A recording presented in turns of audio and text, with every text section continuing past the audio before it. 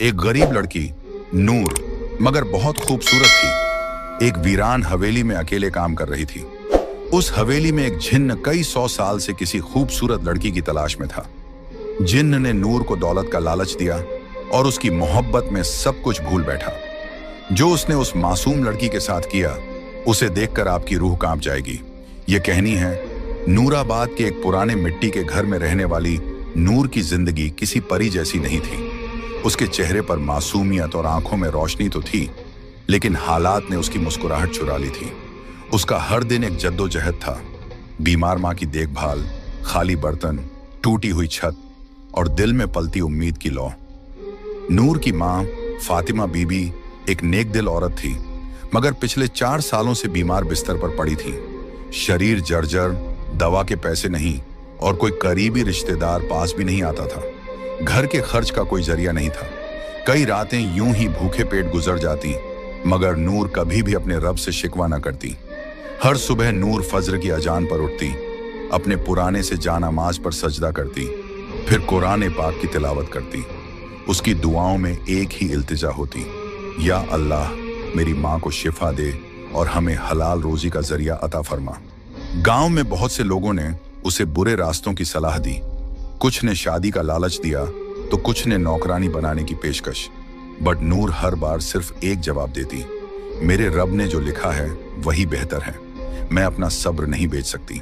फिर एक दिन गांव की एक बूढ़ी औरत ने उसे बताया कि जंगल के किनारे एक वीरान हवेली है, जहां सालों से कोई टिकता नहीं, मगर अब मालिक लोग शहर में हैं और वहां काम करने वाले की जरूरत है। मेहनत का अच्छा पैसा मिलता है। नूर ने माँ की आंखों में झांक कर देखा, कमजोरी, दर्द और बेबसी। उसने फैसला कर लिया, अगर हवेली में शैतान भी हो तो अल्लाह की कलमा और तिलावत के साथ जाऊंगी। माँ से इजाजत ली, 2 रोटी और कुरान की छोटी किताब झोली में डाली और निकल पड़ी एक ऐसे रास्ते पर जहां उसके सब्र और ईमान की सबसे बड़ी आजमाइश होने वाली थी। जिस हवेली की तरफ नूर रवाना हुई थी, उसका नाम था शमसी हवेली, जो कभी जमींदार नवाब जैनुल आबिदीन शमसी की रिहाइश हुआ करती थी। लगभग 100 साल पहले यह हवेली गांव की सबसे आलीशान इमारत थी। संगमरमर की दीवारें, बड़े बड़े झूमर, बाग बगीचे और फव्वारे। नवाब साहब बहुत अमीर थे, मगर उनकी एक ही औलाद थी, एक लड़की, जुलेखा। कहते हैं कि जुलेखा बेमिसाल हुस्न वाली मगर बहुत घमंडी थी। एक दिन उसकी शादी एक शरीफ मगर गरीब लड़के से तय हुई, जिसे वो पसंद नहीं करती थी। उसी रात जुलेखा ने खुद को हवेली के सबसे ऊपरी कमरे में बंद कर लिया और सुबह उसकी लाश झूमर से लटकी हुई मिली। मगर अजीब बात यह थी कि उसके चेहरे पर गुस्से की शिकन थी, जैसे वो मरने के बाद भी किसी से नफरत कर रही हो। उसके बाद उस हवेली में अजीब घटनाएं होने लगी। नौकर चाकर गायब होने लगे, कुछ पागल हो गए, कुछ बड़बड़ाते हुए जंगलों में भटकते पाए गए। गांव के बुजुर्ग बताते हैं कि हवेली की दीवारों में किसी ने काले इल्म का सहारा लेकर जिन्नात को कैद किया था, जो अब आजाद घूमते हैं। कई लोगों ने दावा किया कि रात के वक्त हवेली से किसी लड़की की रोने की आवाजें आती हैं। कुछ ने झरोकों से किसी सफेद लिबास वाली औरत को देखे जाने की बात कही। गांव में बच्चे हवेली के पास जाने से डरते थे और बड़े लोग दूर से ही सलाम करके गुजरते थे। कहते हैं जो भी वहां काम करने गया ज्यादा दिन नहीं टिक सका। कुछ ने डर के मारे छोड़ दिया और कुछ हमेशा के लिए गायब हो गए। लेकिन नूर ने जब ये सब सुना तो सिर्फ एक बात कही, अगर ये हवेली जिन्हों की है तो मेरा रब भी रब्बुन्नास, मलिकिन्नास, इलाहिन्नास है। और इसी यकीन के साथ वो उस हवेली के फाटक से अंदर दाखिल हुई, जहां दीवारों की दरारों में वक़्त छुपा हुआ था और हवाओं में जुलेखा के शिकवे अब भी गूंजते थे। शमसी हवेली की दीवारों में बसी वह अदृश्य साया कोई आम जिन्न नहीं था। उसका नाम था कामिल, और वह न तो पूरी तरह से जिन्न था, न ही पूरी तरह इंसान। वह उन रूहानी जिन्हों में से था जो पहले इबादत गुजार और फरिश्तों की तरह पाक हुआ करते थे। उसका रिश्ता अल्लाह से गहरा था और वह जन्नत में दाखिल होने वाले जिन्नात की फहरिस्त में था। मगर सैकड़ों साल पहले एक इम्तिहान ने उसे तोड़ दिया। कामिल को एक इंसानी लड़की से रूहानी मोहब्बत हो गई थी। उस मोहब्बत में वह इतना डूबा कि जब वह लड़की किसी और से निकाह कर ली तो कामिल ने अपने रब से शिकायत कर दी, तूने मेरे दिल में इश्क डाला, फिर उसे मुझसे दूर क्यों किया। यह शिकवा उसे रूहानी जिन्न की रूह से निकालकर दुनियावी मोहब्बत में डूबे इब्लीस की सरहदों तक ले गया। वह तड़पते हुए उस हवेली में आया जहां जुलेखा की नफरत और मौत की बद्दुआ से हवेली की दीवारें पहले ही शैतानी ताकतों से भर चुकी थीं। वहां कामिल सालों तक अकेला भटकता रहा, एक ऐसी रूह जो मोहब्बत के नाम पर टूटी हुई थी। जब नूर पहली बार हवेली में दाखिल हुई तो उसकी आवाज, उसकी तिलावत, उसका सब्र, ये सब कामिल के उस टूटे हुए वजूद में सुकून की तरह उतरने लगे। वो हर रोज छुपकर उसे देखता, जब वह माँ के लिए तसब्बह पढ़ती, जब वह झाड़ू लगाते वक्त कुरान की आयतें बुदबुदाती, जब वह रात में आंसुओं के साथ दुआ मांगती। कामिल के लिए ये कोई आम लड़की नहीं थी। ये मोहब्बत जिस्मानी नहीं थी, बल्कि उसके रूह के उस खाली हिस्से को भर रही थी जो सदियों से तन्हा था। मगर एक जिन्न का इंसान से इश्क, और वो भी अल्लाह की बंदी से, क्या यह मोहब्बत पाक थी या फिर से एक गुनाह की शुरुआत? कामिल खुद इस उलझन में फंसा हुआ था, मगर इस बार वो मोहब्बत को पाने के लिए हर हद पार करने को तैयार था। मगर नूर के लिए नहीं, बल्कि खुद को मुकम्मल महसूस करने के लिए। और यही से शुरू हुआ एक ऐसा सफर जहां मोहब्बत और मखलूकात का फर्क मिटने लगा। शमसी हवेली में नूर को आए कुछ ही दिन हुए थे, लेकिन कामिल की दीवानगी हर रोज बढ़ रही थी। वो हर लम्हा उसे देखता, उसके आसपास रहता, मगर दिखाई कभी ना देता। उसके इश्क का तरीका अजीब था, नूर को डराना नहीं, बल्कि मोहब्बत और राहत के जरिए झुकाना। एक रात जब नूर माँ की दवाई खरीदने के लिए रो रही थी, तभी अलमारी का दरवाजा अपने आप खुला और एक थैली जमीन पर गिरी। उसमें सोने के सिक्के थे। नूर सहम गई। वो समझ गई कि यह इंसानी करम नहीं। डरते हुए कुरान की तिलावत शुरू कर दी, मगर सिक्के वहीं पड़े रहे। उसी रात उसे सपने में एक आवाज आई, ये तेरे लिए है नूर, बस तेरा हाँ चाहिए। तुझे और तेरी माँ को जिंदगी भर कोई तकलीफ नहीं होगी। नूर की आंखें खुलीं और उसने उसी वक्त सजदा किया, या रब्बी, मुझे तेरा दिया हुआ सब्र और फक्र ही काफी है। मुझे किसी नजरी हिफाजत की जरूरत नहीं। मुझे तेरा सहारा चाहिए, न कि किसी जिन्न का एहसान। अगले दिन हवेली की दीवारें महकने लगी। बिस्तर पर रेशमी चादरें, टेबल पर गुलाब और माँ की दवाइयां खुद ब खुद आ गईं। नूर ने सब कुछ हटाया, कुरान की सूरह बकराह की तिलावत की और सख्ती से कहा, अगर ये सब किसी छुपे मखलूकन की तरफ से है तो सुन ले, मैं अल्लाह की बंदी हूँ, किसी और की नहीं। ये पहली बार था जब कामिल को किसी इंसान ने इतने सब्र, यकीन और खुददारी से इनकार किया। वह तिलमिला गया, मगर नूर की दुआओं की ताकत से पीछे हट गया। उस रात नूर ने माँ के पैरों पर हाथ रखकर दुआ मांगी, या अल्लाह, तू गरीबों का मददगार है, तू मेरा और मेरी माँ का भी रब है। अगर तू चाहे तो बिना किसी जिन्न या इंसान के मेरी मुश्किलें दूर कर सकता है।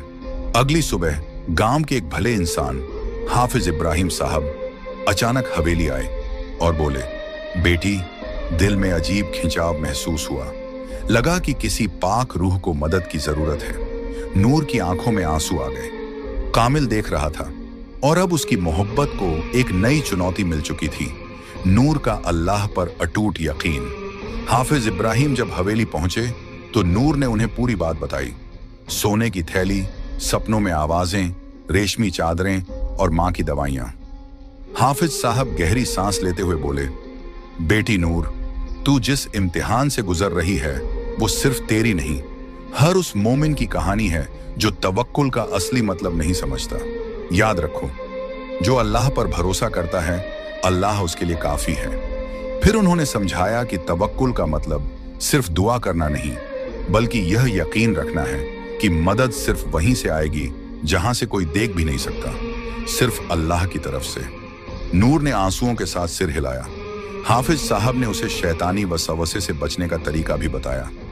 जब भी तुम्हें कोई अनजानी आवाज या लालच महसूस हो, औजु बिल्लाहि मिनश शैतानिर रजीम पढ़ो और सूरह फलक और सूरह नास की तिलावत करो।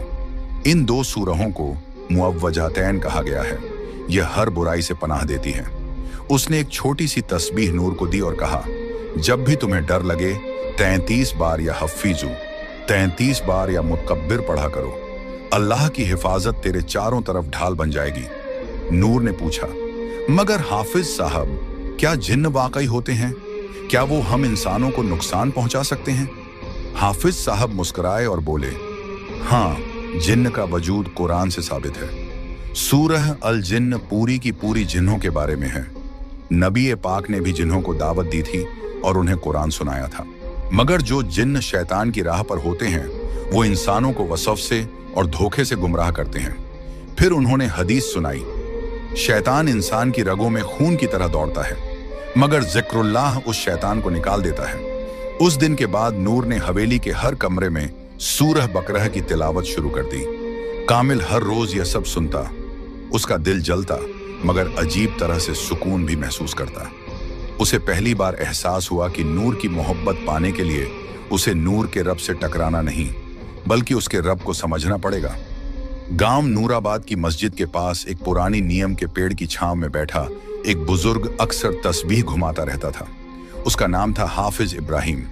उम्र 65 साल, मगर आंखों में रोशनी और दिल में वो जज्बा था जो जवानों को भी मात दे दे। गांव में कोई बीमार हो, किसी को फातिहा पढ़वानी हो, किसी के बच्चे की तालीम की बात हो, लोग सबसे पहले हाफिज साहब को याद करते।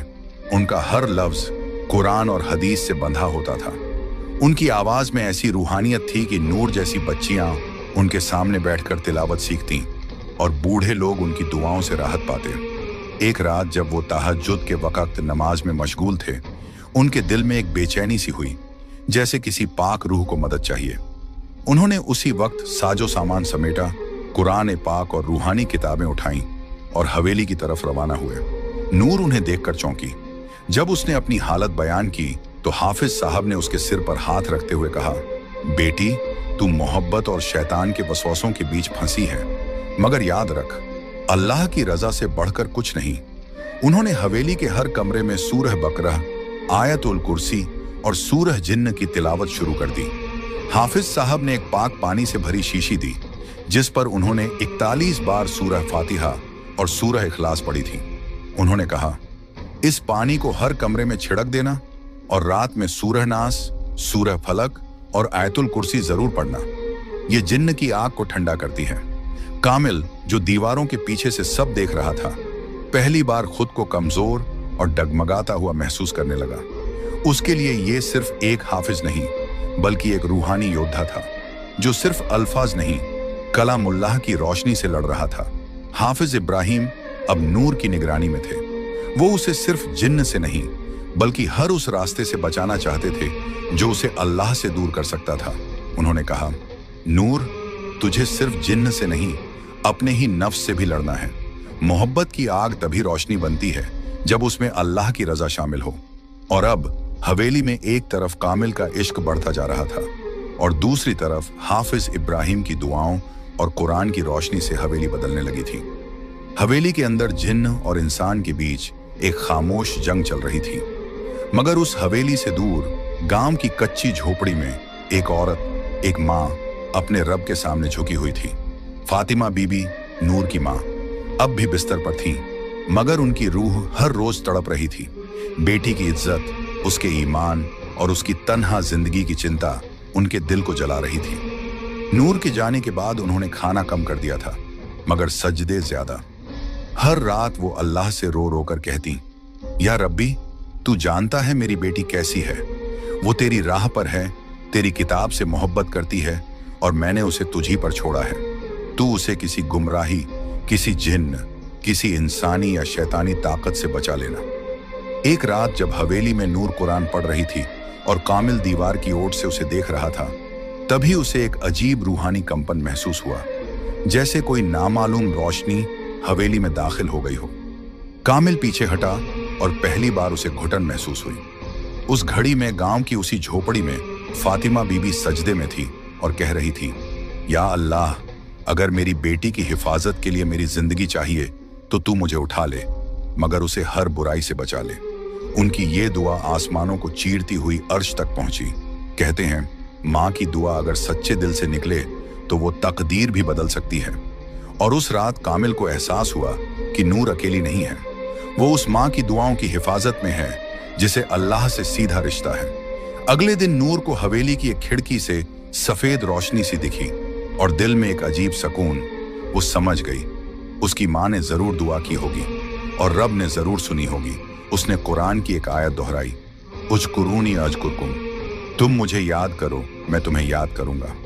नूर के बार बार इनकार और अल्लाह के नाम से पनाह मांगने से कामिल की मोहब्बत धीरे धीरे दर्द में और फिर जुनून में बदलने लगी थी।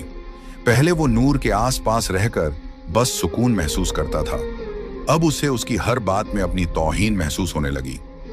मैंने उसे सब कुछ देना चाहा, अमीरी, राहत, उसकी माँ की शिफा तक, और उसने मुझे ठुकरा दिया सिर्फ इसलिए कि मैं जिन्न हूं।